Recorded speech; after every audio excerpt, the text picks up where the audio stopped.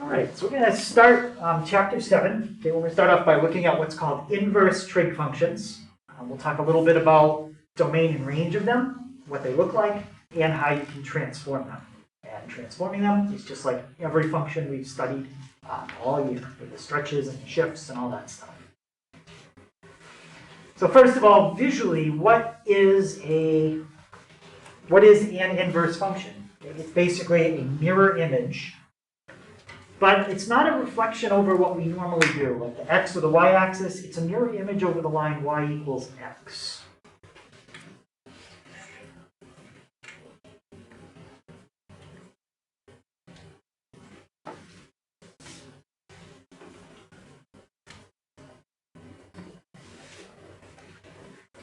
And does anybody remember, for something to be a function, it has to pass a certain kind of test?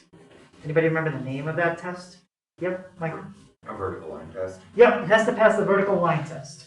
Okay, so if something is a function, it passes the vertical line test. Well, for the inverse to be a function, then it has to pass what we call the horizontal line test. So the vertical line test tells you if something is a function. The horizontal line test tells you if the inverse of what you're looking at is a function. So let's think about what sine looks like. Anybody remember what does the graph of sine look like? Just a basic sine.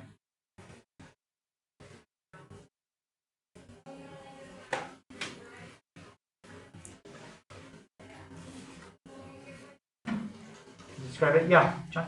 It's like a series of peaks and crests and like the full width. Yeah, it looks like a wave, right? So let's draw a sketch of it.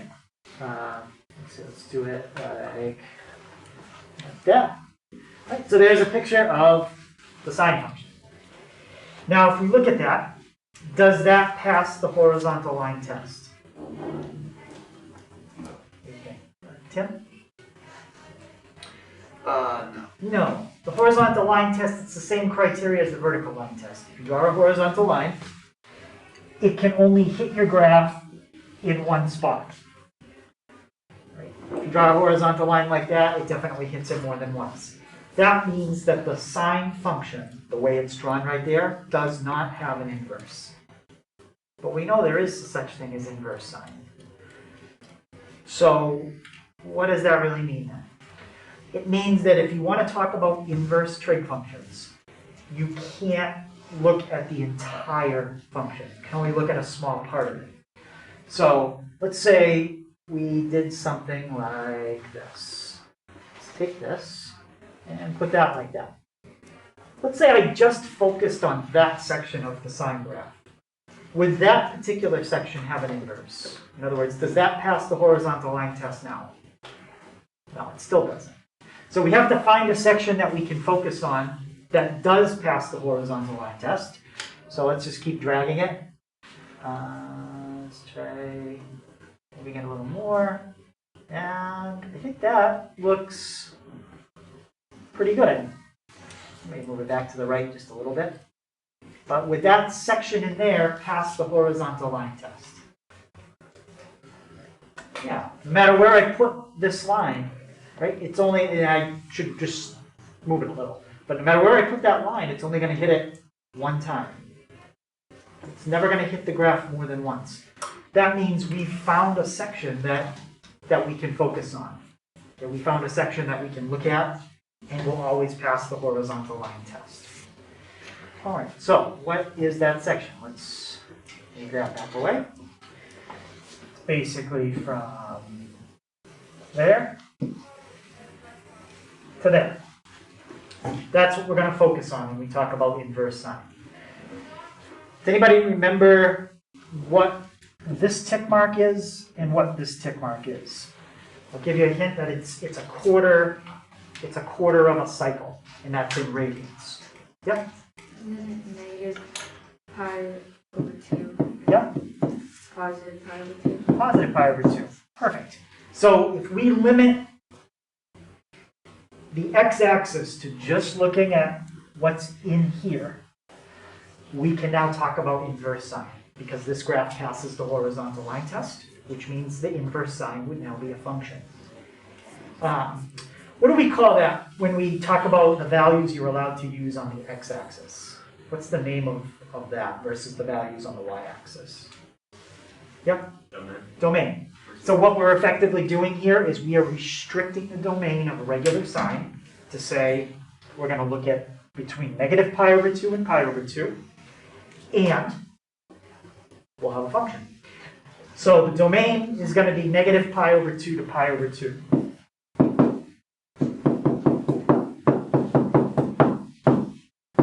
And this is for the original sine. What's the range in original sine? Domain is negative pi over 2 to pi over 2, and the range is, yeah? Negative 1 to 1. The range is negative 1 to 1. And again, that's the original sine. Now what I want to do is talk about the domain and the range in the inverse. Well, look at how you get an inverse. You reflect it over the line y equals x. The y turns into the x, and the x turns into the y. So if you had a coordinate and you wanted to mirror image it over the line y equals x, you just switch the x and the y value. That's how you mirror image it. So if we're switching x and y values, when you talk about an original versus an inverse, what do you think is going to happen to the domain and range from original sine to find it for the inverse sine? Yep. The values are going to be flipped, so domain becomes range and range becomes domain. Yeah, exactly. Your domain turns into your range, and your range turns into your domain when you talk about an inverse function. All right, so let's start to sketch that a little bit. So we already talked about this. We had a problem that, I don't know if I put it under here. No. Well, I explained to you what the problem was. We didn't pass the horizontal line test. So the solution, we're restricting the domain from negative pi over 2 to pi over 2. By the way, it's not the only way you could restrict it. There's lots of sections on the sine wave that you could find. But that's the one that we use. Okay. So now, let's graph inverse sine. Remember, you can write it out in words. Most often, though, you're going to see it as a symbol, the sine with a negative 1 up higher. Okay. Okay, let's put it in. All right, so we've got inverse sine. And we just said what the domain and the range were for the original. So let's switch them. And let's make the window a little bigger. So let's set our domain to be from like negative 2 to 2. All right, so let's go negative 2 to 2. And let's set our range, well, negative pi over 2. What's pi divided by 2, roughly? What number? Yeah. 90? No, 3.14 divided by 2. Oh, 1.5. Yeah, about 1.5. 1 point. So let's set our range instead of negative pi over 2 to pi over 2, because that'd be right on the edge. Let's do negative 2 to 2 for that as well. Now let's hit graph. And there you go. So that's what inverse sine looks like. It's not a graph that goes on forever because we limited the original function, so it doesn't go on forever. Any question on that idea? Yeah. Would that be able to technically like work for like pi to 2 to pi and like so on, like for those areas, or is this only limited to negative pi 2 to pi 2? Right, so there's lots of intervals you could look at. Like if you looked at this interval right here, that interval would work fine. Basically any interval that's 180 degrees wide, starting from like negative pi over 2. You could go every 180 degree interval and then find another interval that works. So everything would work there. But we have to pick one that we're always going to use, and that's the one that we pick, negative pi over 2 to pi over 2. It's also the one that if you do arithmetic on the calculator and it gives you an answer, it will always give you an answer in the interval that we're picking when you do inverse sine. Okay. So that's what the graph of inverse sine looks like. we don't focus too much on all the sketching by hand. We will look at the transformations, but again, you're just gonna talk about what that would do by hand, all right? You're just gonna look at like shift up 5 and stretch by a factor of 2. You just write something like that. Okay, you're not actually gonna have to draw it. All right, let's, so we looked at inverse sine, and we said, all right, we'll use that as our domain and our range. Let's think a little bit about inverse cosine. So in order to figure out what inverse cosine is going to have for a domain and a range, first I'm going to graph regular cosine. Right? And if we're going to talk about inverse, we have to make sure that that's a function. Does that pass the horizontal line test? No. So then we cannot talk about inverse cosine of this entire thing.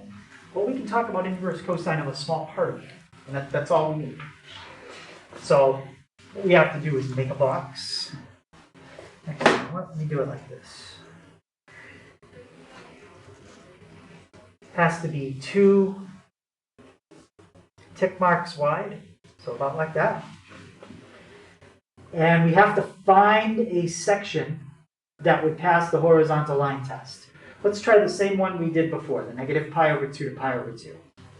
Right in there. Does that section work for cosine? No. That would fail the horizontal line test, which would mean if you tried to graph inverse cosine using this part of the function, it would fail the vertical line test when you draw it, and it wouldn't work. So we have to keep moving it. Let's try that. Does that section work? Yeah. So we found a section here that passes the horizontal line test, which means if you draw the inverse of this section, it would pass the vertical line test. And like Tim mentioned before, there are other sections. There's another one right there. Okay. But that's the one that we're going to stick with. So let's look at this. This is for the original cosine.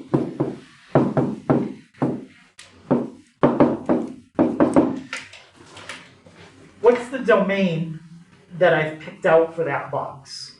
From what to what? Yeah? 0 to pi. That's 0 to pi.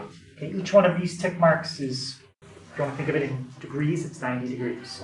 0, 90, 180, 270, 360. So, 0 to pi. And what's the range of the graph in that box? Yep. Negative 1 to 1. Negative 1 to 1.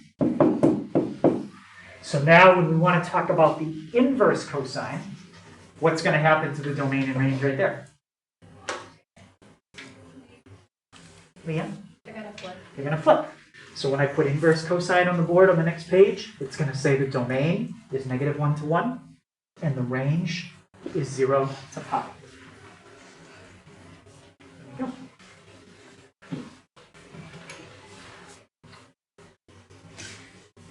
Okay, and I'm not going to draw that one. You could go ahead and draw it.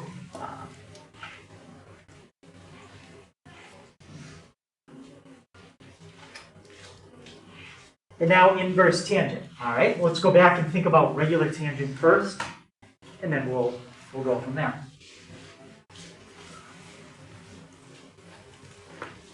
Okay, so let's do regular tangent. Okay, does that graph pass the horizontal line test? No, doesn't pass. So, problem. Can't talk about inverse tangent. When we talk about it, something we're going to graph, we want it to be a function. If you want to talk about this whole thing having an inverse, it doesn't. Does part of it have an inverse? Sure. We have to find part that does. So, let's make a box. Again, it has to be 2 wide. And let's try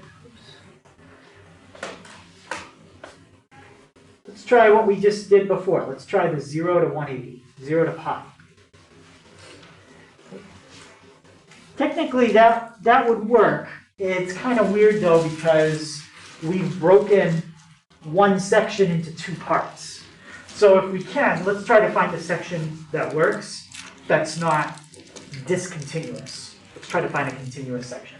So we tried 0 to pi. The other one we tried was negative pi over 2 to pi over 2. Let's go back to that one. Does that work? Yeah. So now if you put a horizontal line, just focus on the box. It's only going to hit what's in the box one time. And the bonus there, it's continuous. So you don't have to lift your pencil if you were sketching that. So let's look at that. So for the original tangent,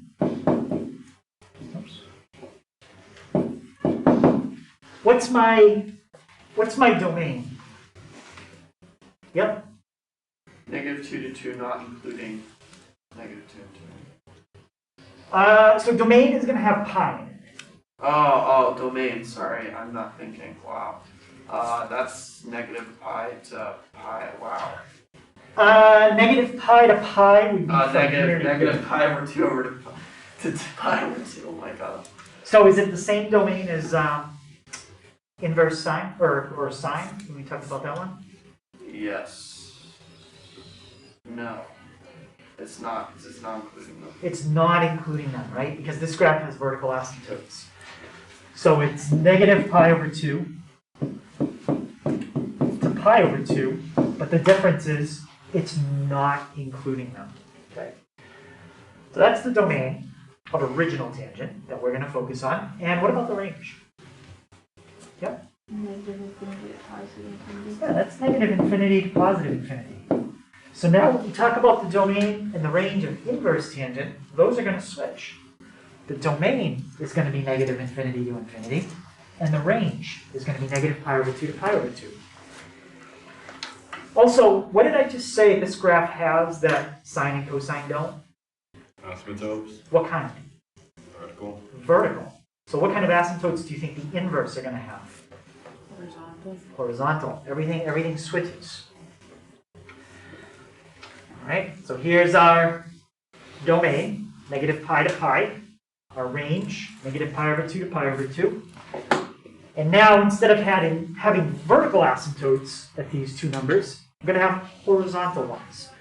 So let's do a quick sketch of that so you can see it. Inverse tangent. Let's set our, well, again, domain doesn't really matter because it's going to go on forever. So let's just do that.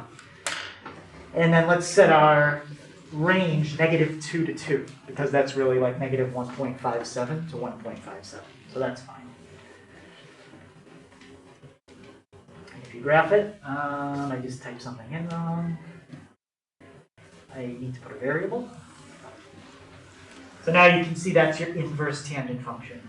And that's going to be two asymptotes exactly where we said. Negative pi over 2 and positive pi over 2. So the graph will say sandwiched in between those two lines. So any questions on that? So those are the domains and ranges that we use for inverse trig functions, all based on the originals and looking at a small section of the original. Now, when we do transformations, these domains and ranges will change. So we'll talk about how to figure them out when we do a transformation.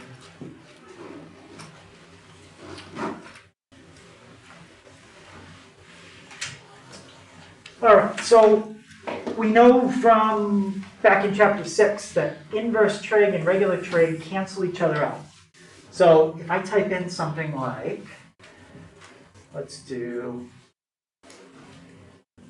the sine of the inverse sine of 0.6. When I hit enter, I get back the same thing I typed in. Because that's like saying, what's the square root of 5 squared? Well, you're going to square 5 and then you're going to square root 5. So you just did two things that cancel each other out. And that's exactly what I did here. So if I type in sine of inverse sine of 0.8, what should I get when I hit enter? Yeah? 0.8. It also works the other way around. Let's do the inverse sine of the sine of let's type in 1.2. The difference I did there is I put the inverse on the outside, but it's still canceled with what's on the inside to give me back the original argument I typed in. Now, that doesn't always work. I go, wait, what? How does it not always work? Let's do the inverse sine of the sine of 4. Did I get back the same thing I typed in? No, I did here, but I didn't here. So what's the difference? Well, there's a restriction on this formula of when it will work and when it won't. So there's basically a restriction of when inverse and regular sine will cancel each other out. Let's see if we can figure out what that is. Alright, so let's start with these first two formulas. These formulas both involve inverse and regular sine. And they're saying that if you take the inverse sine of the regular sine, you'll get back the original thing you typed in, but there's a condition under this box. And the condition has to do with this. What did we limit inverse sine to? Think about the, let's actually think about it like this. What did we limit regular sine to? I said we have to look at a small section of regular sine. Regular sine. What was that section between? Yeah? Negative pi over 2 to pi over 2. Right. When we started this whole thing off, we said we're going to look at the section between negative pi over 2 and pi over 2. And someone asked, well, aren't there other sections? And I said, yes. But even on a calculator, those other sections aren't used when we talk about inverse and regular sine. That's why when you use a calculator, if you want to do the inverse sine of the regular sine and cancel it out, it only works between negative pi over 2 and pi over 2. Now, this formula also has a restriction. I didn't show you one that didn't work, but I can easily do that. Let's do the sine of the inverse sine of 1.3. This time, it doesn't even give you back a different answer. It just doesn't even work. You can't even type that in. Now, I could use 0.3. That's fine. But I can't do 1.3. Think of inverse sine. Or regular sine. You can really think of it either way. There is a restriction there.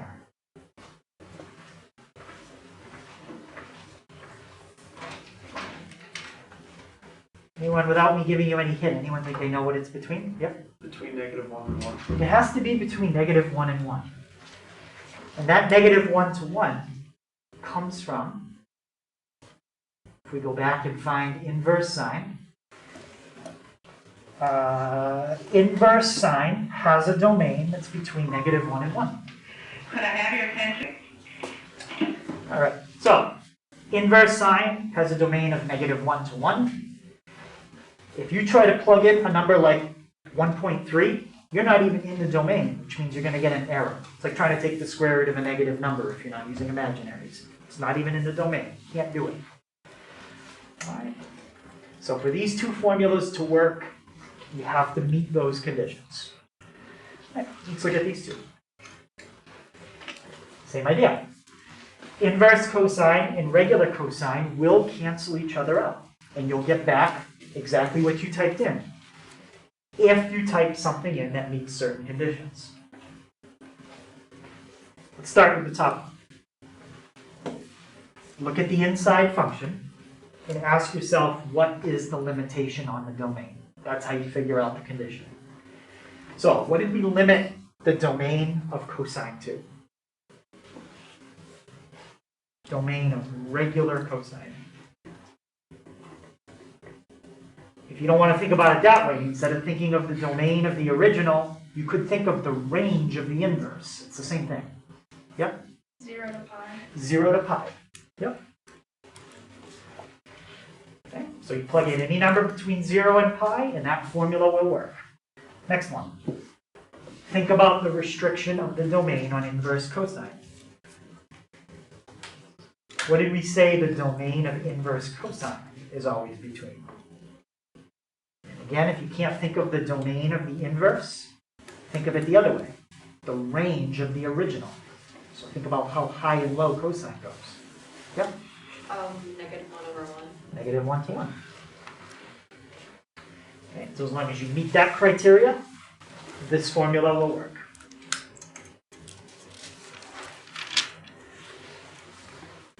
And the tangents. Again, inverse tangent and regular tangent will cancel each other out under certain conditions. Look at the inside function and ask yourself, what is the restriction on the domain of it? And that's the answer. So, what did we limit regular tangent to for its domain? Yeah? -pi/2 to pi/2, but it's not equal to. So, same as this one? No, No? What's different? it's just greater than, it's not greater or equal to. Yeah, just less than. Yeah, that's Okay, we're not equal to because those have vertical asymptotes. So it looks similar at first, but it is a little bit different. And this one. What's the domain of inverse tangent? Yep. Infinity to infinity, so there's no. Yeah, there is no restriction. That formula will always work. You can't find a number that wouldn't work. So if you take the tangent of the inverse tangent of anything, it will always work.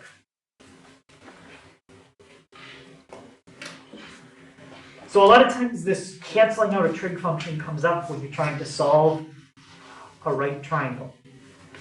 Something like, so you had cosine of 0.4 equals x. Right? And you're trying to get rid of cosine. How do you get rid of it? You use inverse cosine. We do the inverse cosine on each side. And I just went like that, and I said, oh, they just cancel each other out. But now you know they don't always cancel each other out. It depends. So why didn't I tell you that when we were solving triangles? Well, think about triangles. You're either going to be solving for angle 1 or angle 2 if you have to solve for an angle. What do you know about angles 1 and 2? About their size? Yeah? That they're always going to be less than 90 degrees. They're always going to be less than 90, no matter which one you're trying to find. And what else do you know? They're always less than 90. And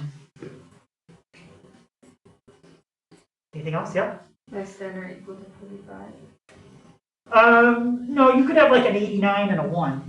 So it doesn't have to be less than or equal to 45. As long as they add up to 90. But they have to be less than 90 and, yep, Complementary. they'll always be complementary, which means that the smallest the angle could be is what? Because complements can't be, yep. Is it greater than 1? No. It could be less than 1, but it has to be greater than 0. 0. You could have an angle that's 0.1 and 89.9. That'd be fine. So we know that the angle you're solving for here is always between 0 and 90, not including 0 and 90. Well, look at when this formula would work.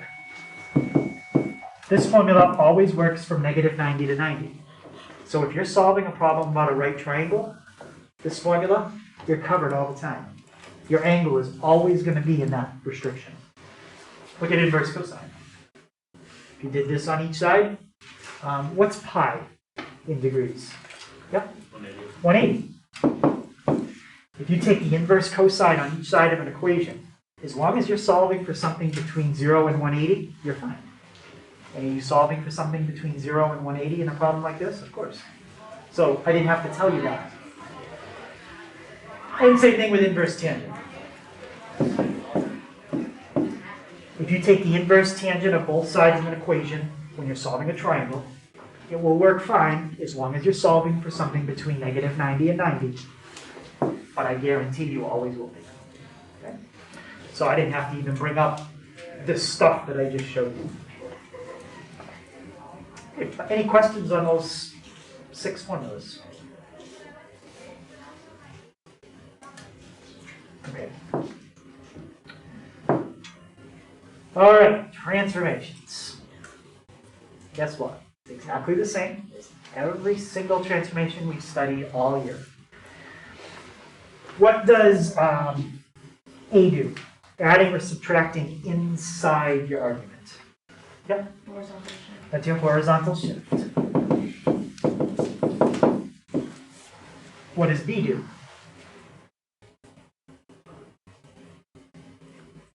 Michael? Horizontal stretch or compression. Yep, we're going to talk about which way is which in a minute. So horizontal stretch or compression. How about C? That's multiplication, just like B, but it's on the outside. Yep. Vertical stretch or compression. Yeah, could be a vertical stretch. We'll talk a little more about what does what. And what about D? It's addition or subtraction like A, but it's on the outside. Yep. That's a vertical shift. Okay, so horizontal stuff. If you have plus A, which way is a positive A value going to move your graph? Yep. It's going to move it left. Negative is going to move it right. B. If B is a big number, it causes a compression. The bigger the number, the more compression you get. The smaller the number, the more stretch you get. What if B is negative? What would that cause the graph to do? Yep. Horizontal flip. Horizontal flip or reflection. And C and D, same idea. Except with C and D, they're not backwards. The bigger you make C, the bigger the vertical stretch you get.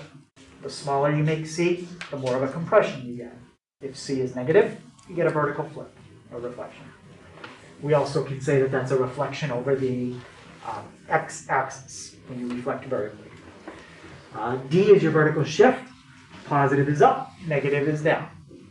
Okay.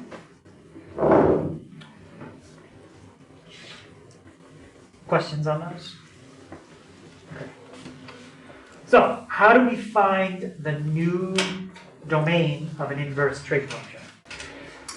What we're going to do is we're going to set up basically what we have right here. This is like a compound inequality. Right? This is saying that x is greater than or equal to one value and less than or equal to another value. So we're gonna set up a compound inequality just like that.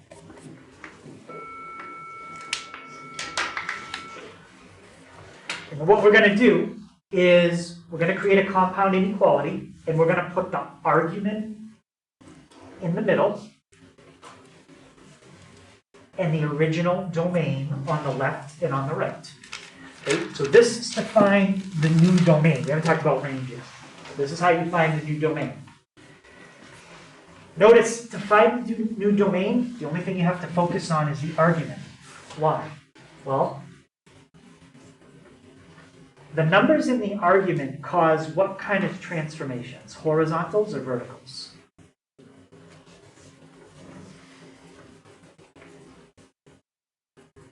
Yeah? Horizontals. Horizontals. All the numbers inside your argument cause something to happen horizontally. Think about what that means. Horizontal is x-axis. If you do things to the x-axis, you are changing the domain. You don't have to worry about C or D when you're finding the domain. C and D have nothing to do with domain at all. That's range. Okay. So you're going to create a compound inequality. You're going to put the argument in the middle. And then you're going to put the original domain on the left and on the right. If you're going to have an argument in the middle, maybe it'll be like 3x plus 2. You're going to now solve for x. You're going to get x by itself in the middle. And remember, whatever you do to the middle, you have to do on the left and on the right. All right, the new range. Well, how do we find that? Remember, range is the y-axis. Those are vertical transformations. There are two vertical transformations, stretches and shifts. Which one do we always do first?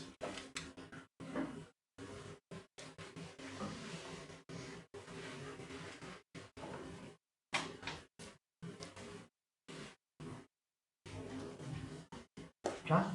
Vertical stretch. Yeah, right. Stretch has a C, shift has a D. That's the reason I use those letters. So they're in alphabetical order of the sequence you do the transformations in. A, B, C, then D. So, if you have a transformation that affects the range and you have to find the new range, first thing we do is take into account the stretch or shrink. So let's think just something simple. Let's say you had a range from, I don't know, -1 to 1. And let's say you stretch that by a factor of 3. What would this range become if you stretched it by a factor of 3? Yep. Negative 3 to positive 3. Yeah, it would become -3 to +3. Now, let's say after you take into account the stretch that you then shifted it up to. What would that range become if you shifted everything up to? Yep. -1 to 5. -1 to 5. Okay. That's the thinking you go through when you have to figure out the new range. Do the stretch first, which basically means multiply both of these numbers by your stretch. And then if you shifted everything up to, well, -3 would go to -1, and +3 would go to +5. If you shifted everything up to.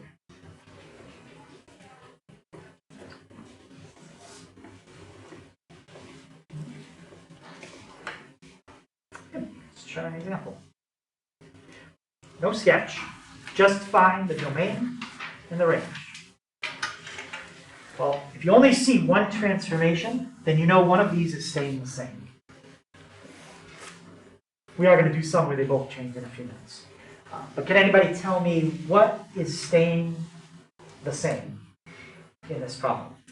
The domain or the range?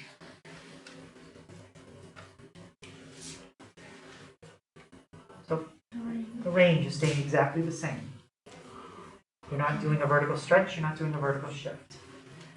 What is the range of inverse sine? And again, if you can't remember that, you go, okay, I don't know the range of the inverse. What's the domain of the original?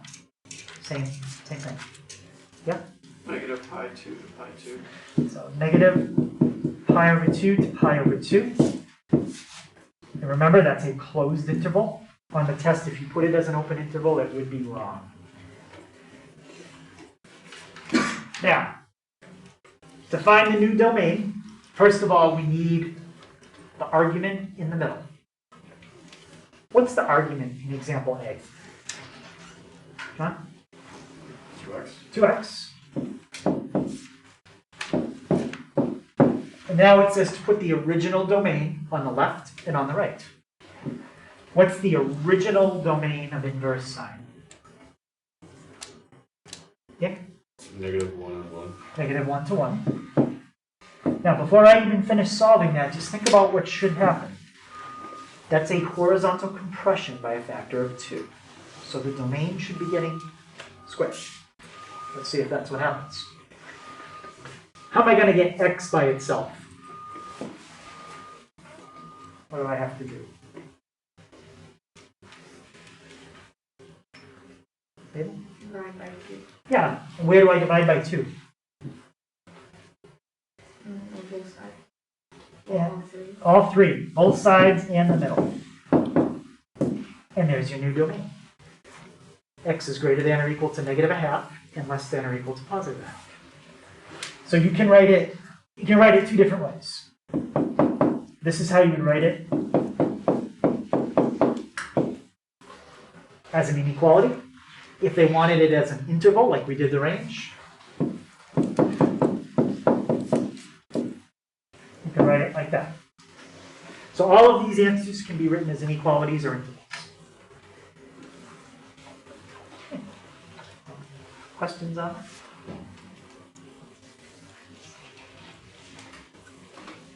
Let's try another one. Inverse sine 1/3 x. Well, it's the same type as the last one, so we already know the range is staying the same. And we already know the range, -pi/2 to pi/2.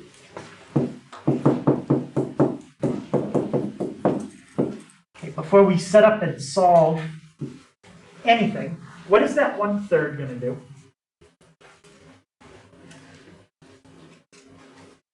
Yeah, Stretch it horizontally. by a factor of 3. 3. So everything should be growing by a factor of 3. Let's set up our inequality and see what happens. Put your argument in the middle. Original domain, left and right. And how would you solve that inequality? Multiply by 3. Multiply everything by 3. Times 3, times 3, times 3. Oops. Sorry about that. 1/3 times 3 cancels out. I was thinking ahead to the answer to the problem. And now we have -3 is less than or equal to x, which is less than or equal to 3. I'm going to write the answer just like we did the range as an interval.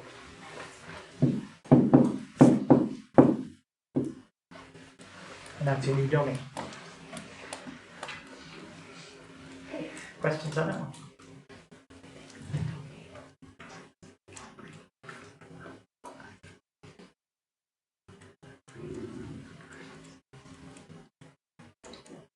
Any questions?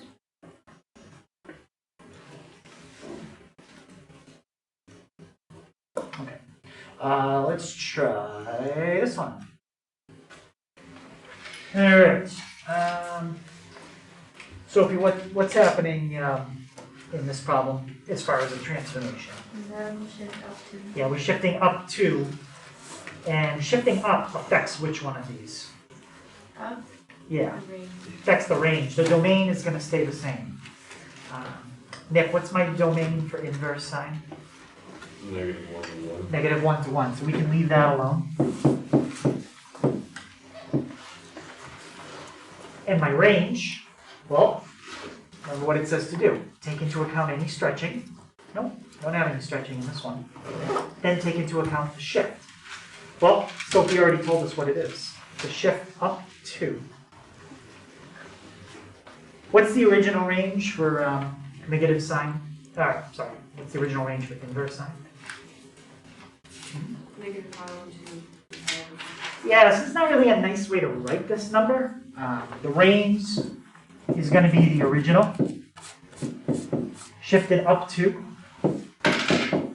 and the other original, shifted up 2. If you were going to graph that, then you would probably want to get the decimals, so you could figure out how to set your window. Like 1.57 plus 2 and negative 1.57 plus 2. But other than graphing it, there's really no reason to write down the decimal, and most of the time they're going to ask you to leave it as an exact answer, just like that. Questions on that one? All right. Let's do a multi one. Well, I guess we haven't done one with cosine. We'll do that. And then we'll do a multi-step one. All right. Lindsay, what's happening in this one? We're going to stretch by factor of 5. Yep. So what's going to stay the same? Domain. Domain. Okay, we haven't done this one yet. What is the domain of inverse cosine? Remember, if you can't think of the domain of the inverse, think of the range of original cosine. How high and low does cosine go? Yep. -1. -1 to 1. Again, just make sure you get down brackets and parentheses. That's important. Okay, range. What is my original range for inverse cosine? Again, a lot of times I don't even remember the range. I just think, okay, range of the inverse, domain of the original. Yeah. Leanne? 0, pi. 0 to pi. So we're going to take this, and we're going to stretch it by a factor of 5. So what's my new range going to become? Yep. 0 to 5. 0 to 5 pi.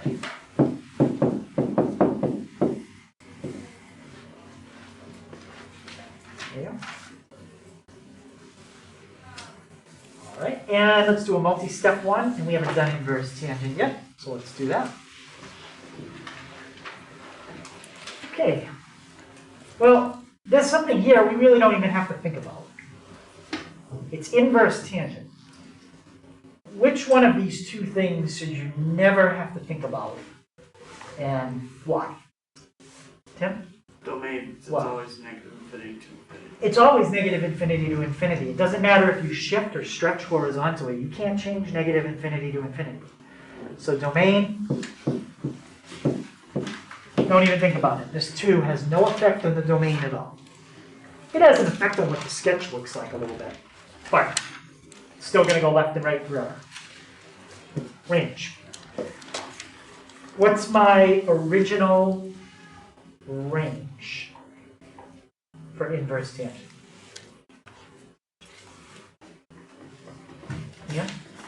Negative pi over 2 to pi over 2. Can you be more specific? Um, Anything? oh, wouldn't it be like 3 pi over 2? So I'm not looking for the final answer yet. I'm still looking for something a little more specific about what you said originally. Because you just have to be careful. Yeah? Has parentheses.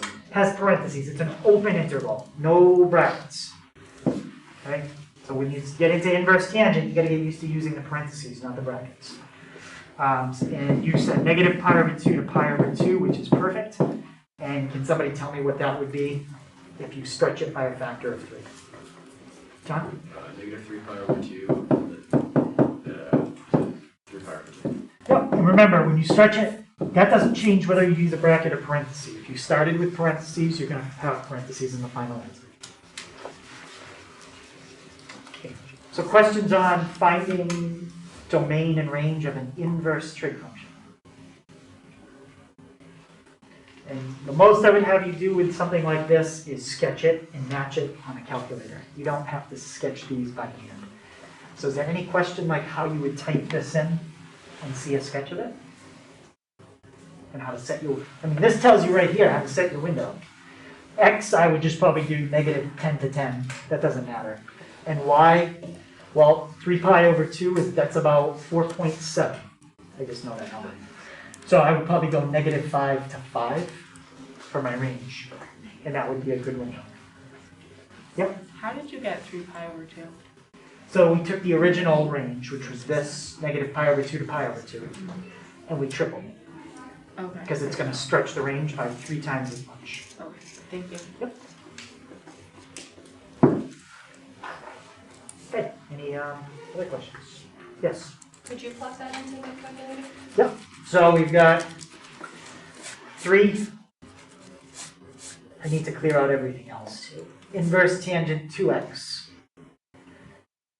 And as far as my x values, negative 8 to 8, that's fine. It doesn't really matter. But my range, if I leave it negative 2 to 2, that's not going to work. It's going to go off the screen. Okay, so what I need to do is set it to these numbers and go a little bigger. 3 times pi divided by 2 is 4.71. When you graph inverse tangent, you want to be able to see the asymptotes, the horizontals. Okay? If you go negative 5 to 5, that's going to be plenty to see the whole graph. Perfect. And that's what your graph would look like. You could set x bigger. I mean, that's negative 8 to 8. You can go negative 15 to 15. It doesn't matter. It's just going to be, you're seeing more of the asymptote, or more of the graph that approaches the asymptote.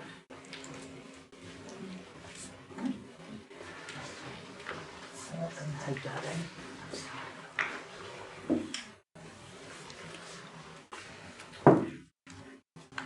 Okay, so a little different, but now they want us to identify the transformations. Doesn't say anything about domain and range.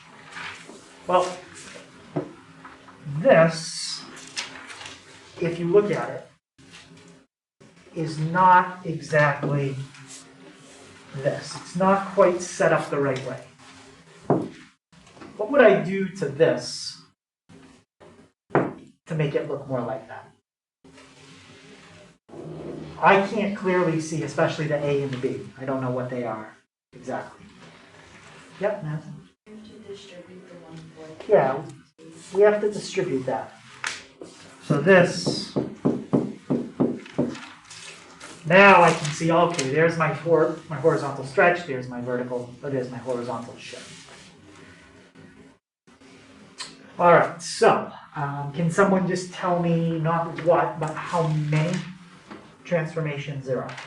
So 4 transformations. So let's get ready to start writing them down. You've got the ABCD chart from the other page. So identify which number is A, and then tell me what it would do. Okay. So John, what's our first transformation? Would it be the horizontal, or not the horizontal, yeah, the horizontal shift, and it's left 4 units? Where are you seeing a 4? Oh, sorry, left 2 units, because Yeah, we have a 3, a 1/4, a 2, and a -5. So those are all the numbers we're working with. So this is the 2, so shift left 2. Perfect. All right, next thing. First, what number do I focus on for the next thing? Yep, 1/4. got to focus on that 1/4, and now you just have to be careful how you describe it. What is that 1/4 going to do? Horizontal stretch of 4. Yes, small numbers make it bigger. That's a horizontal stretch. Stretch by factor of 4.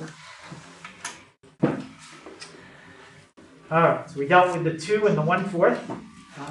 What's the next thing that's going to happen? Yep. Vertical stretch by factor of 3. Vertical stretch.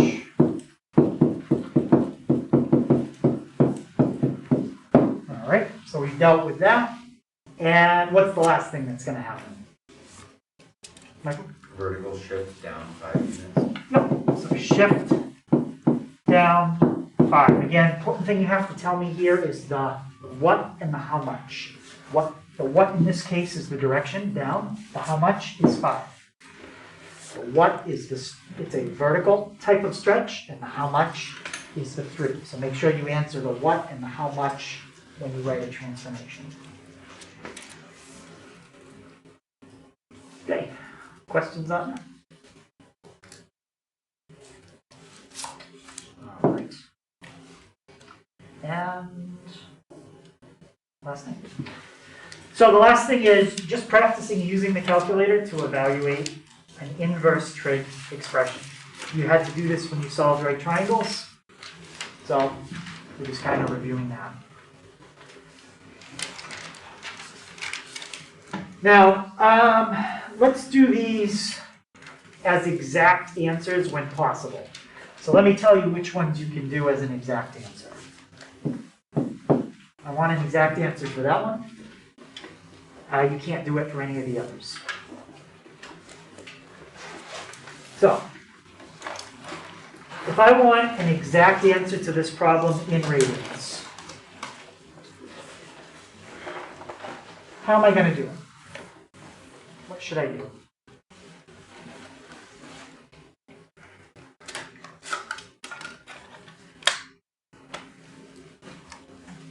Nick? just type that in. Okay.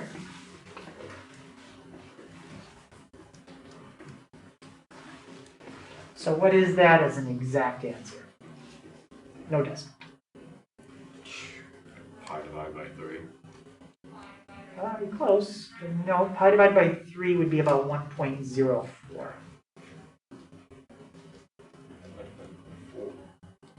Pi divided by 4, Pi 5. how would we, so,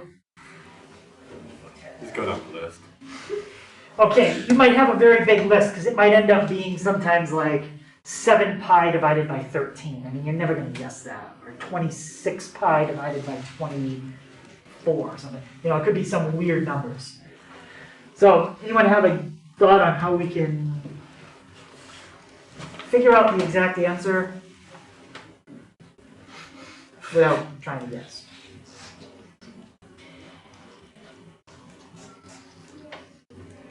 Well, if it's going to come out to an exact answer, what does that mean?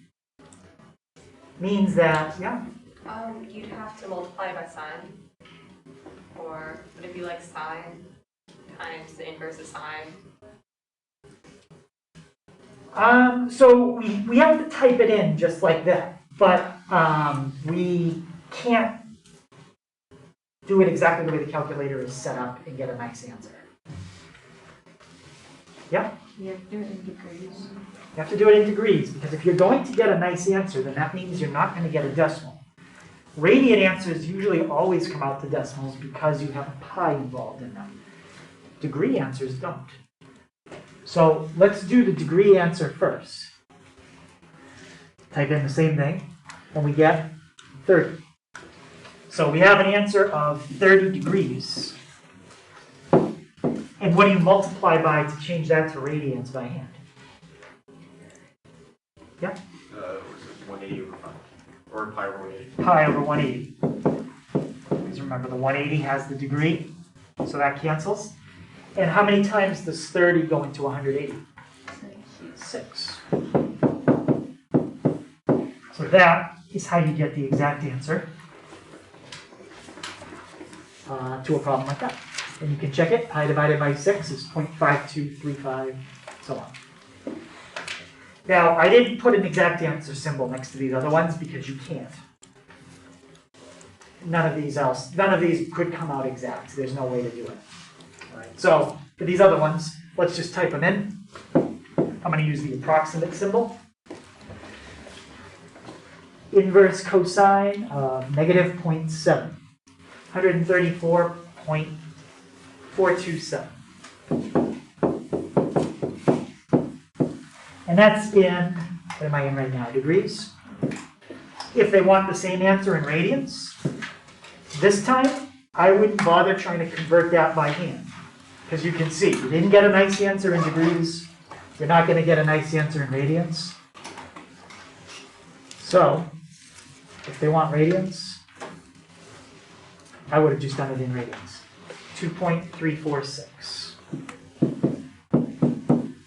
How do you know the top one is degrees and the bottom one isn't? Degree symbol. Yeah, degree symbol. So if it's a multiple choice question on the test, don't make a mistake if you see a problem like this as choices.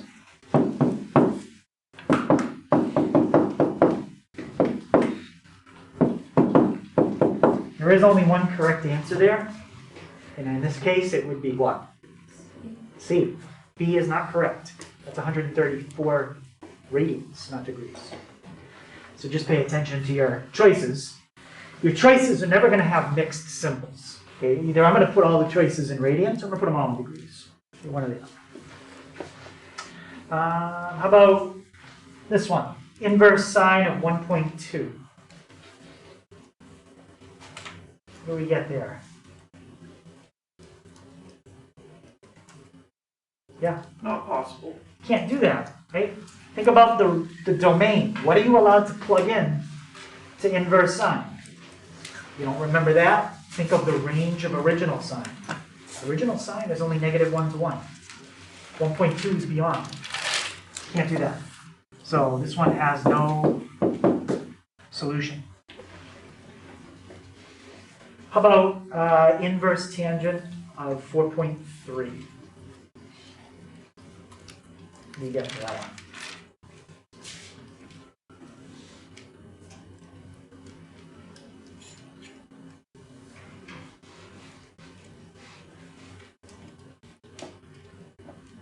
About analyze. 76.908 degrees. So you did it in degrees. Did anyone do it in radians? You can get an answer. Yep. 1.3422. 1.342. Yep. So let's just go to 3. So 1.342.